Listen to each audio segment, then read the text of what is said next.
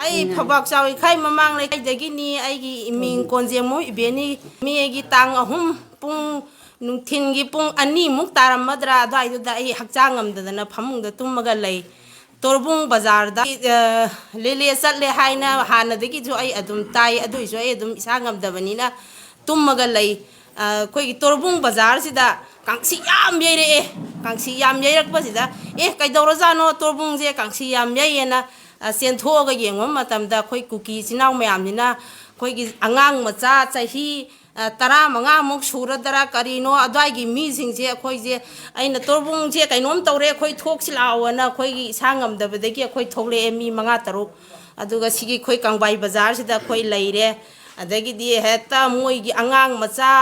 sahi tara ma thoini thoi tara manga suba moi sigumba je phurit lau thoga das tawbagi mawong da haidana humdana moise mayam lae adagi di khoigi police khoigi manipur police champugira kanagino karigino khangde moina mang tharakanda khoi kuki sina tung thangaga akhoi mitei je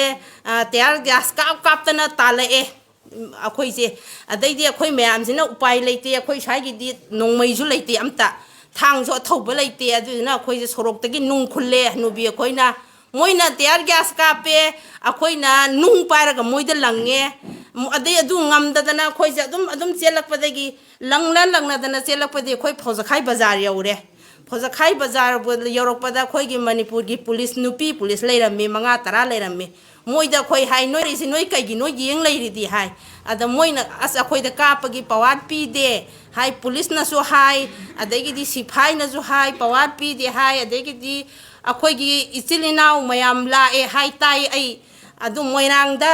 kanana no thatle haidana akhoi kanam ta kumakte adai phojakhai gi ichilina akhoi isa mayam jina lawe akhoi angta kanbiu na mayam ji lawbo sida akhoi police sing yam khut pulla kan da lai sai khangta dan loi chen grabani sonda karai da labuk thabuk ta moidi mafam marang khangdana fi set pa yaw set ta ba yaw mai dai sing je loi na chen gre adagi di akhoi di yumda isa isu thanamaga akhoi swai di kaya yaurakta banina akhoi je phojakhai bazar da leiringai sida torbung gi di kai dan nongmai na kap tan loi chen gare adagi di akhoi gi phojakhai gi maning se sigi maning sida mai thaba hore ebako hana di sonda gi tharak pani kuki sinau sing sina hana adai moi je labuk lom da samma kan da lae hai aduga phojakhai gi sinau sing ina sorok da lan sumai ni yauringai sakawingai tanza sida moina naron da gi sanga ga yum mai thabane ba kuki sing hina ai sarak tu da khoina lai ba yum du bu akhoi gi isa isu na karam ai tok da mai tha doi no hai ba noi bo khallaga ti yengo ba si je kanana ai gi yum du ba ai na mai tha ga dai ba adagi akhoi gi huji isa isu aram bai tengol adu oda hai je khoi de hana su masak khangja de amta siju kana gum bim ta lakti akhoi gi phojakhai gi isa isu singina akhoi kan biu akhoi yum mai sa e na law bu si kanam ta na tabi de moina thajan biram taraga de khoi gi mai hauri ba si haurom moi hai ba sumai tawra kan da khoi je leijai ai kuki na tawru mayam se ai loina khangi aduna akhoi di sigi khwai gi maton sida khoi leijabani aduna ai gi yum hingon yam nungsi jai yam pamu jai aduna sira ju sidoke haidana ai di yum da leijabani Thangjam Ramesh ai torbung bazar mamang dagini Facebook ta nauna audio viral oirakhiba Thaunawjam Brindana haibada AT singna torbung GP gi maitai gi yum sing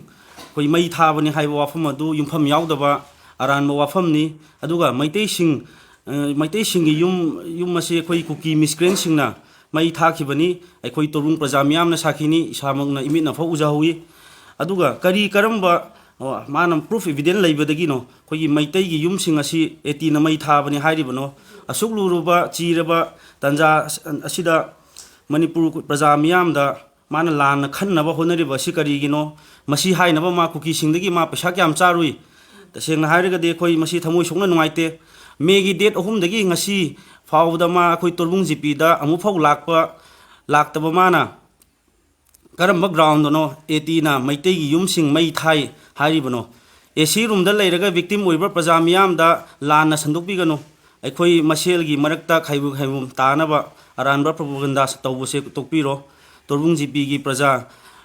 tangkhai hena ngasi phawda aikhoi ꯑꯩꯈꯣꯏꯒꯤ ꯇꯁꯦꯡꯅ ꯈꯨꯟꯁꯤꯡ ꯆꯪꯕ ꯑꯩꯈꯣꯏꯒꯤ ꯌꯨꯝ ꯃꯩ ꯆꯥꯛꯈꯤꯕꯗꯨ ꯆꯪꯕ ꯉꯝꯗ꯭ꯔꯤ ꯑꯩꯈꯣꯏ ꯋꯥꯏꯈꯨꯔꯣꯛ ꯕꯪꯒ꯭ꯂꯥ ꯒꯣꯕꯤꯟꯄꯨꯔ ꯑꯗꯒꯤ ꯇꯣꯔꯕꯨꯡ ꯁꯥꯕꯜ ꯑꯗꯒꯤ ꯐꯧꯁꯤꯀꯥꯏ ꯃꯈꯥ ꯕꯖꯥꯔ ꯍꯥꯏꯔꯤꯕ ꯃꯐꯝꯁꯤꯡ ꯑꯁꯤ ꯑꯩꯈꯣꯏ ꯃꯤ ꯑꯃꯇ ꯑꯩꯈꯣꯏ ꯌꯨꯝ ꯃꯩ ꯆꯥꯛ ꯂꯣꯏꯈ꯭ꯔ ꯑꯩꯈꯣꯏ ꯆꯪꯕꯐꯥꯎ ꯌꯥꯄꯣꯟꯇ꯭ꯔꯤ ꯑꯩꯈꯣꯏ ꯁꯤꯒꯤ ꯇꯥꯏꯃꯤꯡꯁꯤꯗ ꯁꯤꯒꯤ ꯇꯥꯟꯖꯥꯁꯤꯗ ꯃꯥꯅ ꯁꯤꯒꯨꯝꯕ ꯑꯩꯈꯣꯏ ꯋꯥꯐꯝ ꯊꯝꯃꯛꯄ ꯑꯁꯤ ꯑꯩꯈꯣꯏ ꯂꯥꯏꯕꯛ ꯊꯤꯕꯅꯤ ꯑꯗꯨꯛꯀꯤ ꯃꯇꯤꯛ ꯑꯩꯈꯣꯏ ꯄꯦꯟꯖꯗꯦ ꯍꯥꯏꯕꯗꯤ ꯑꯩꯈꯣꯏ ꯇꯥꯡ ꯗꯤꯁꯦꯝꯕꯔ ꯗꯦꯠ 17 ꯐꯥꯎꯕꯒꯤ ꯃꯅꯨꯡꯗ ꯂꯩꯕꯥꯛ ꯑꯩꯈꯣꯏ ꯄ꯭ꯔꯖꯥ ꯃꯤꯌꯥꯝꯗ ꯃꯥꯅ ꯁꯦꯡꯗꯣꯛꯇꯕ ꯇꯥꯔꯒꯗꯤ ꯑꯩꯈꯣꯏ ꯃꯁꯤꯗ ꯊꯣꯛꯂꯛꯄ ꯑꯐ ꯐꯠꯇ ꯗꯥꯏꯇ ꯑꯩꯈꯣꯏ ꯃꯁꯥꯅ ꯄꯨꯖꯒꯗꯧꯅꯤ ꯍꯥꯏꯗꯨꯅ ꯑꯩꯈꯣꯏꯒꯤ ꯇꯣꯔꯕꯨꯡ ꯄ꯭ꯔꯖꯥ ꯑꯃ ꯑꯣꯏꯅ ꯑꯩ ꯊꯝꯖꯒꯦ꯫